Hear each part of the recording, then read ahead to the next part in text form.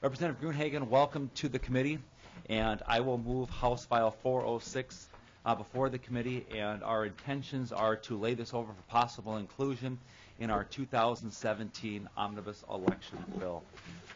With that, Representative Gruenhagen, I'd ask that you identify yourself and proceed with your testimony on your bill. Welcome. Thank you, Mr. Chair. I'm Representative Glenn Gruenhagen and appreciate the opportunity to present this bill to the committee. I decided to author this bill because I was looking for a non-controversial bill to bring forward. Okay? No, on a serious note, Are there any portraits of governors or no, nothing like Supreme that. Court justices or anything in this bill? No, nothing about portraits. But it does affect the Electoral College here in the state. I understand that's a very serious issue. Obviously, we just went through a presidential election, and there seemed to be a lot of misunderstanding and controversy surrounding Electoral College. And one of the things I did, I printed off copies of the U.S. Constitution that address the Electoral College. It's Article 2, Section 1, along with Amendment 12. And I believe staff is handing that out to everybody here. I didn't bring a lot of copies for the people in the audience, but it is, I think, well worth reading about the Electoral College that it's mentioned in the U.S. Constitution. What my bill does, Mr. Chairman and members, it allows the assigning of presidential electoral votes according to congressional district. So we'd have 8 congressional districts in our state.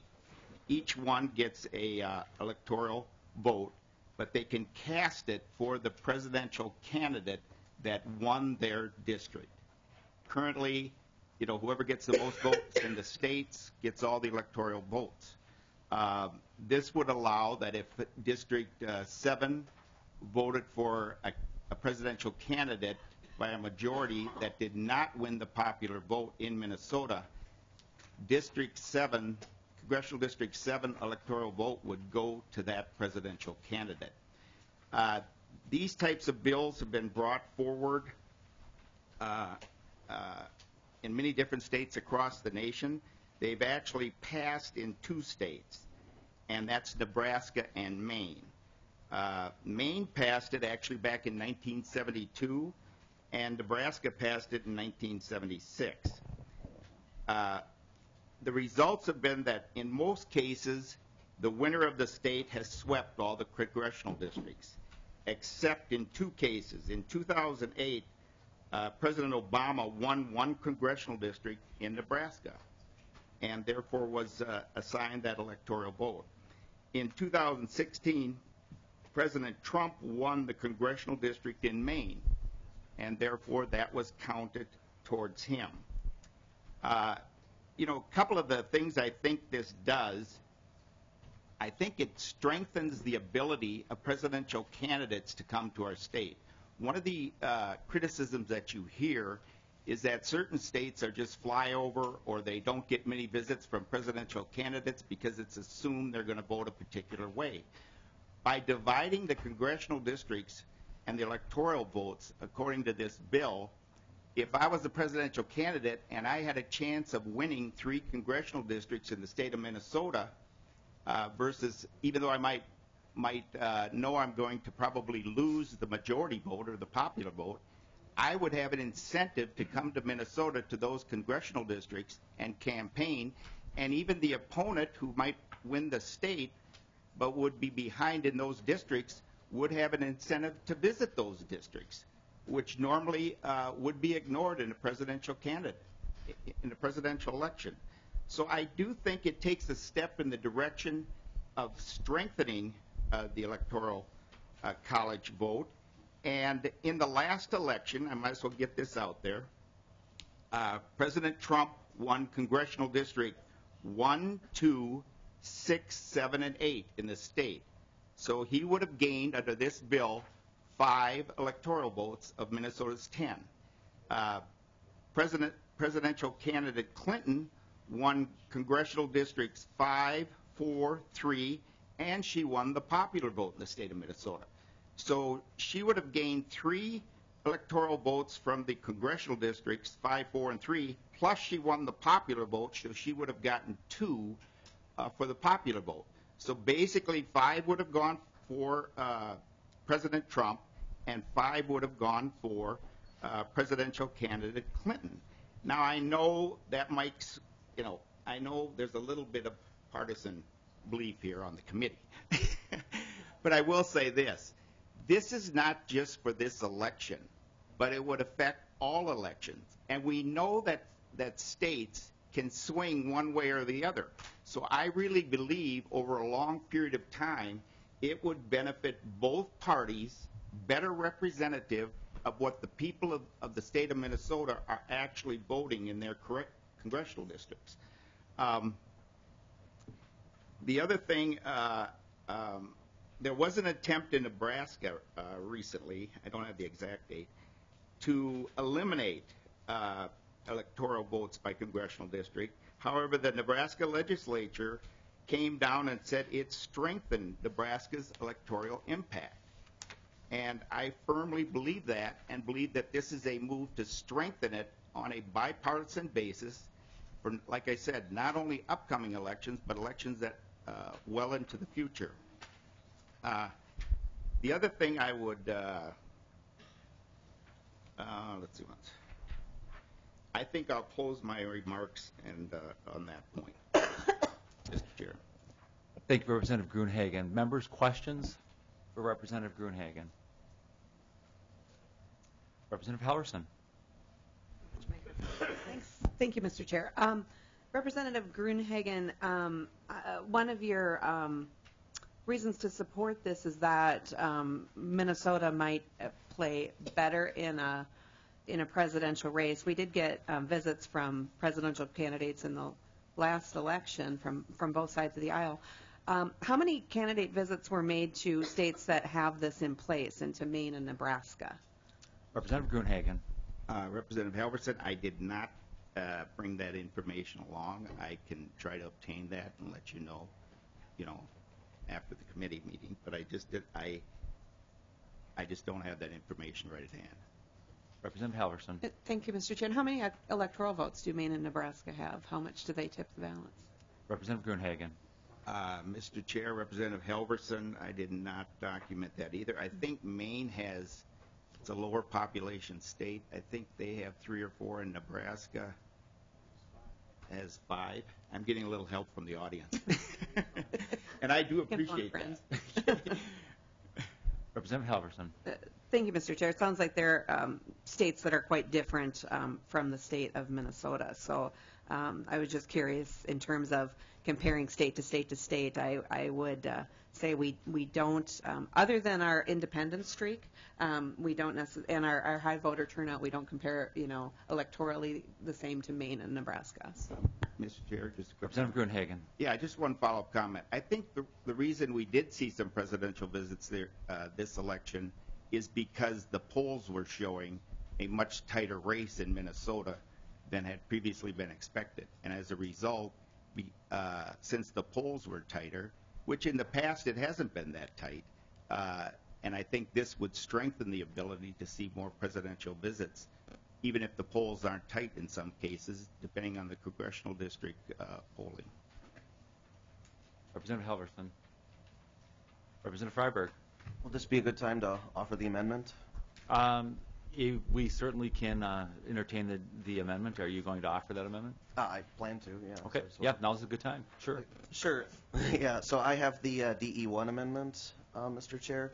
Representative Freiberg, if you'll explain the DE amendment. Sure, and if, with your indulgence, I just wanted to describe some of my concerns with the underlying bill in order to describe why I'm offering an alternative. First of all, I've not heard an overwhelming outcry from my constituents that electoral votes should be allocated by congressional district. I don't see why we need to go out of our way to adopt a system that only 2 out of 50 states use. I kind of question Representative Gruenhagen's statement that the bill would make Minnesota more competitive. I'd argue it would make it kind of less relevant in presidential campaigns. In 2016, one of the 2 presidential candidates won more than 10% of the vote, won by more than 10% of the vote in 7 out of our 8 congressional districts. So there would only really, at least if this past election's any indicator, there wouldn't be much incentive to visit the state as a whole, since only one district is competitive. And if it were adopted nationally, there's really only about 42 out of the 435 congressional districts that would be competitive, consisting of less than 10% of the country. And currently, 20% of the country, including us, lives in the battleground state. And I wanted to mention a point raised in a Washington Post article published yesterday that was written by Christopher Ingraham, who lives in Red Lake Falls, just incidentally. So bills like this give the authority to affect the outcome of the presidential race to state-level politicians, which I don't know if that's something people want. Now, I mean, certainly nobody in the current legislature would gerrymander districts or engage in that practice, but we never know what future legislatures might do. So I have a graphic here. I'm wondering if the page could hand it out. This appeared in the article yesterday. And I'll just summarize it here. Thanks. So it shows how drastically the results of a presidential election could differ in a state depending on how congressional districts are drawn. So if the vote in that state, according to this graph, was 60-40, the result could be anything from a 5-0 electoral split in favor of the winning statewide candidate to a 2-3 split where the winning statewide candidate actually loses the electoral vote in the state. So I mentioned, at the outset that my constituents haven't really been asking for this bill. I have been hearing, however, that they'd support awarding electoral votes based on the national popular vote winner. So that's what this amendment does. The amendment does away kind of with figuring out complicated ways to apportion electoral votes, which I think is kind of an antiquated system that the bill is attempting awkwardly to address. And it just says that the person with the most popular votes nationally wins. And it would do it in a way that ensures that the votes of Minnesotans count. It only takes effect after enough states to account for a majority of electoral votes have also approved similar plans. And it's based on a bill that's been introduced that has bipartisan support. I'd encourage members to support this amendment. Thank you, Representative Freiberg. We do have some discussion on the amendment. Representative Quam to the DE amendment. Thank you, Mr. Chair. And on this amendment, there was some discussion about CDs not being competitive, complexity. Frankly, when I go to the Secretary of State's website, I can pull up by CD and see all the races. And so we already have the data to easily take care of implementing this. During the course of the election, there was quite a bit of discussion that it might be close to a tie, and then they were talking about the one congressional district in this state and one in that could decide it. In fact, there were visits and saying that just because this election something wasn't competitive doesn't mean that next election, because frankly I know Wisconsin, Pennsylvania, several states that weren't even close to being competitive in the past actually went to the other party. So, using the justification that, while it wouldn't be competitive anyway, I think is very narrow focused. But the main principle that I have angst against this amendment is the fact that our electoral votes should only be decided by the votes of Minnesota citizens, plain and simple. And that I remember in the past there being stories about, well, on the West Coast, the elections were already decided because of they had enough population and, electoral votes and et cetera. And so the people didn't turn out in the West Coast. And frankly, with a few dozen large metro areas, you go there and you can get the popular vote. And I think this nation was set up as a republic because states were the creators of this nation, and they knew states' rights needed to be protected in order to make sure that a large city didn't dominate or a large populous state didn't dominate. And that's why we have a Senate in D.C. to add balance. And I think that this movement would degrade the republic that was created and has sustained itself through centuries. So I'd like your enthusiasm and intent, but on principle, I think it's the wrong thing to do and not in line with the founding and the vision of this nation. Representative Freiberg. Sure, I can respond to that if you wish. Just giving you opportunity. Oh, I because appreciate that. He was talking about your DE amendment. Well, sort of the first argument Representative Quam raised was that, you know, several states are now competitive. I think he mentioned the example of Wisconsin. That's true. It is at the statewide level, but what the bill would do here is apportion votes at the congressional district level, and I think that's a different question. And then the second point he made was that our electoral votes should be decided by Minnesota citizens. I guess that sort of presupposes that there's an inherent value to the Electoral College itself. And I would, we've amended, states have the ability under the Constitution to determine how its electoral votes are allocated. I think everybody understands the concept that if you get more votes, then you're the person who wins, and this amendment would just implement that system. That's how we are elected as state legislators. We don't have a sort of artificial body to determine how regional votes should be allocated to determine who should be the state representative for each of our districts. So, there are a couple states out there already that have implemented a different system, so I think this is just another way of doing it. So there's, the Electoral College was set up 250 years ago under very different circumstances, and it's been tinkered with by other states.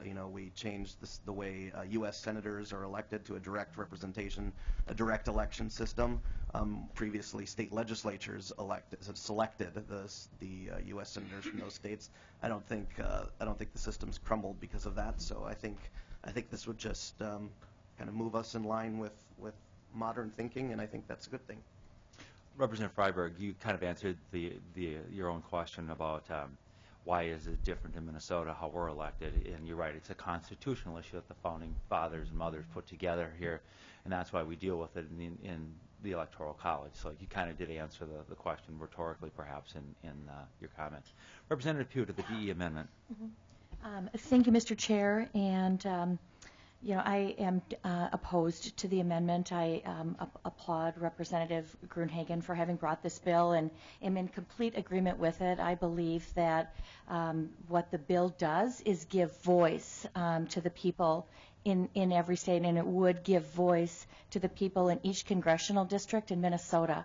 And so the will of the people would be spoken either way, and I'm very much in support of that and therefore opposed to the DE amendment. Representative Halverson. Thank you, Mr. Chair. I'm really glad that we're having this conversation on both sides because one of the things that we've heard from recent elections, both 2000 and this most recent election, when the popular vote has outstripped the Electoral College vote, is that people want to be certain that their votes are being counted and their votes are being counted fairly. One person, one vote is an incredibly important tenet of our democracy, and having effective representative government is, of course, vital to our republic. The gerrymandering issue is really important as we look at what could happen and why people want to see a national popular vote move forward. When you look at the map of the country, the number of truly competitive congressional districts are remarkably small, and that is due in large part to gerrymandering. And it's not just conceptual. The courts have actually weighed in. States like North Carolina have been told that their electoral maps are illegal, and so it's a significant issue today. It's been a significant issue for years.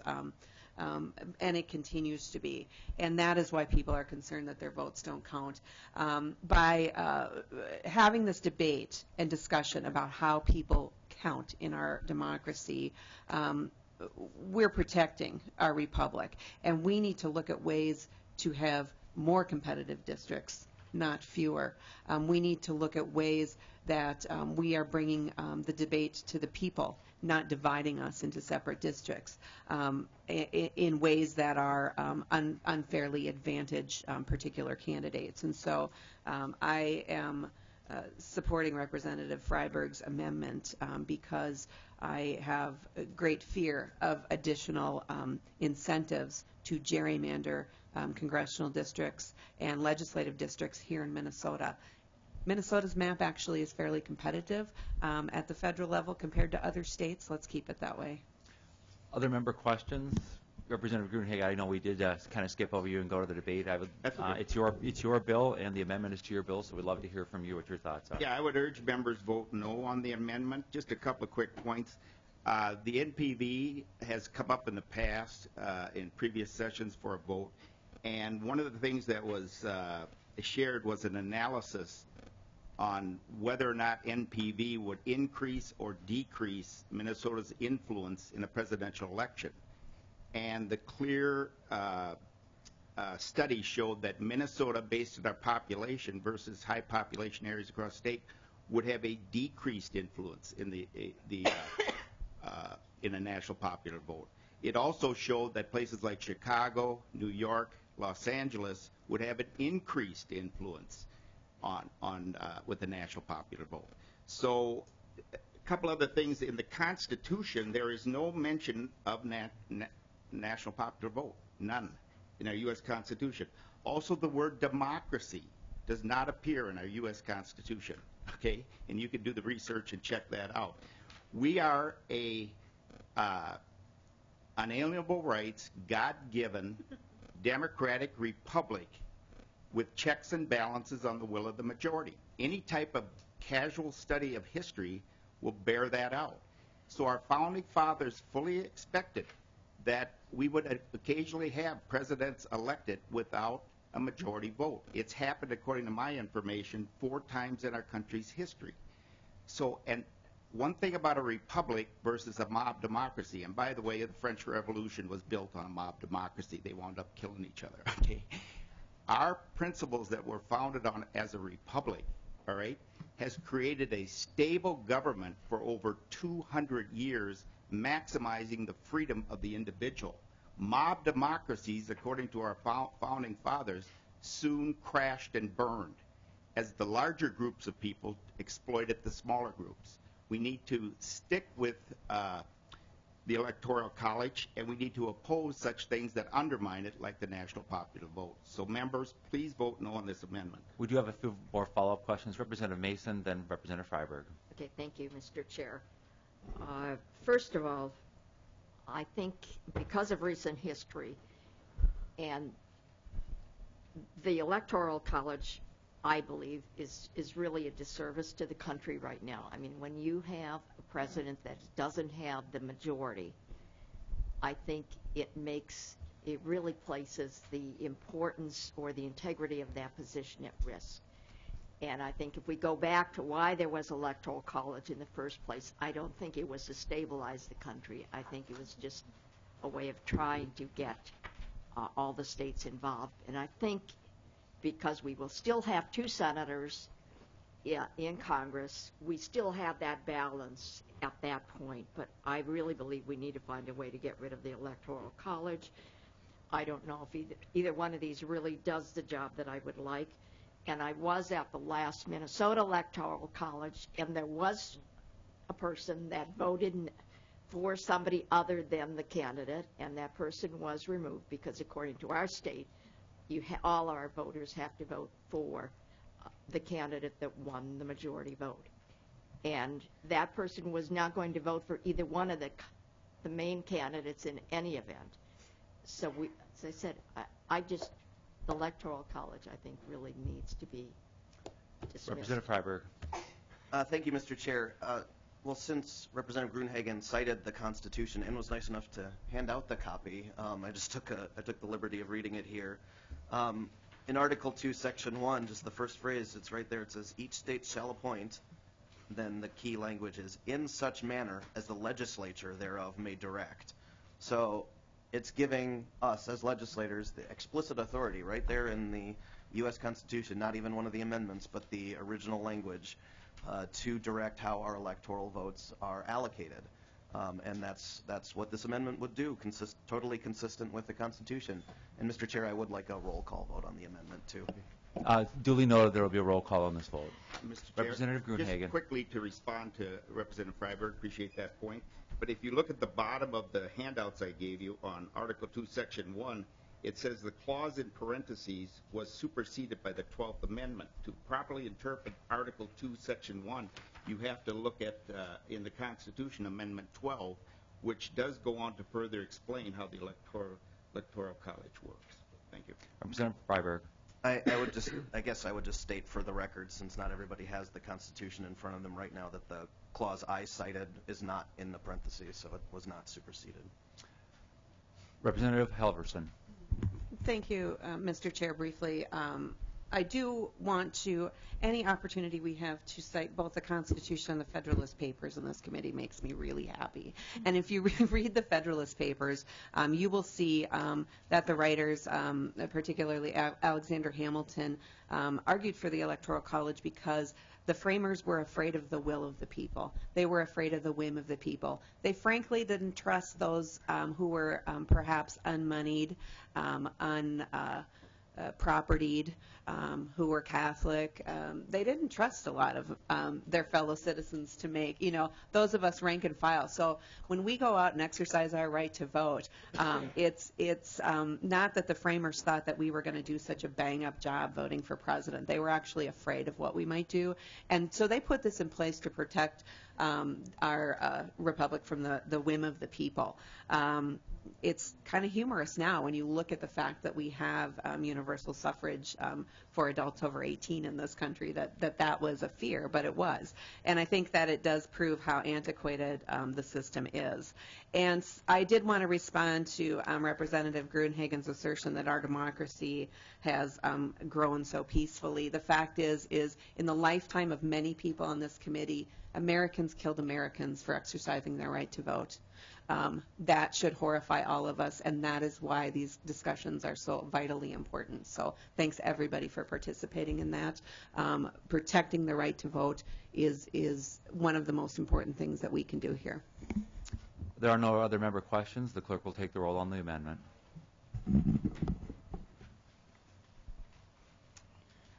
Chair O'Driscoll. No. Vice Chair Pugh. No. Bliss. No. Fenton. No. Freiberg. Yes. Halverson. Yes. Jessup. No. Lee. Yes. Mason. Yes. Nash. Nelson. Pass. Peterson. No.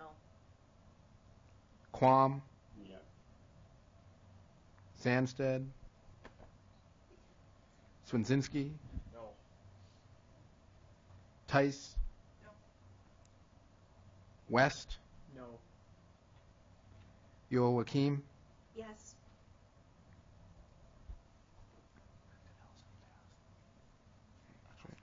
Nelson. Yes.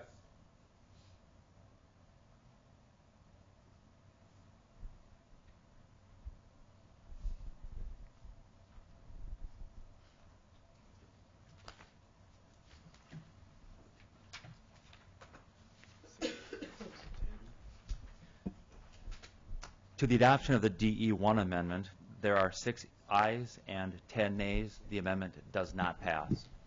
Representative Gruenhagen, there are no other amendments to the bill. At this time, if there are any other member questions, we would like to hear from anyone here in the public that would like to testify on the matter before the committee today. Anyone here wishing to testify on House File 406? Seeing none, let the record show that there were none. Representative Gruenhagen, we will give you the last word before we vote on the bill, or before we lay it over for possible inclusion. Excuse me. Thank you, Mr. Chair. Thank you, members, for a robust discussion on this issue. I think it is a critical issue in terms of the Electoral College and the election of our president. I'd simply say this: doing this bill does not affect anybody's right to vote. Okay, It simply reassigns how we assign. In fact, I would say it enhances their right to vote because it counts for more in the congressional district based on how they vote. The other thing is I disagree slightly with Representative Halverson there on the Federalist Papers. From my perspective of what I've read, what the Electoral College does, it reinforces states' rights, and it was part of a compromise that protected lower population states from being abused by higher population states, which was a very strong bone of contention when our 13 colonies came together and almost broke up the convention and led to 13 nations rather than 13 colonies. So I would disagree with some of the comments that were made in that area, and I would strongly recommend that you include this in the omnibus bill if at all possible. Thank you, members and Mr. Chair. Representative Gruenhagen, thank you. As we said, this will be laid over for possible inclusion in a 2017 or this biennium omnibus elections bill.